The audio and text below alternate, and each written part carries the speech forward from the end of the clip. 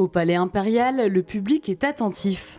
À chaque pièce, une année retraçant l'épisode du camp de Boulogne, établi entre 1803 et 1805 pour envahir l'Angleterre.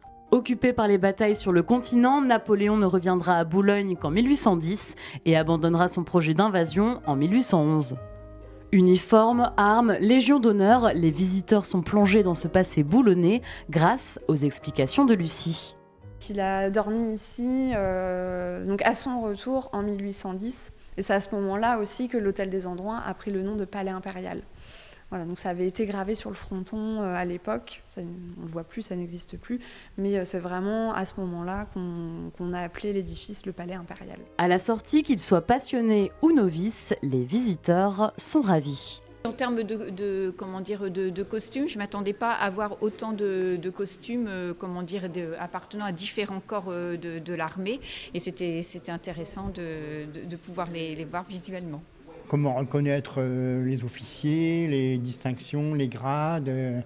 Non, même sur le camp de Boulogne, pourtant je connaissais bien le camp de Boulogne, mais là j'ai vraiment appris des choses. À quelques centaines de mètres, une autre exposition sur Napoléon. Autre thème moins officiel cette fois, l'empereur et la caricature. Dans les allées, les représentations officielles laissent place aux caricatures anglaises. Une petite taille, un bicorne et une épée démesurément grands, des bottes de 7 lieues, chacun son style, mais toujours la satire. En 1803, on va avoir Little Bonnet. Donc c'est Guilleret qui va l'inventer en lui donnant un des attributs. Il va jouer sur sa taille. Little Bonnet, c'est le petit osseux. On va jouer aussi sur les éléments qui vont permettre de le reconnaître, le bicorne. Parfois, on va lui faire une petite taille.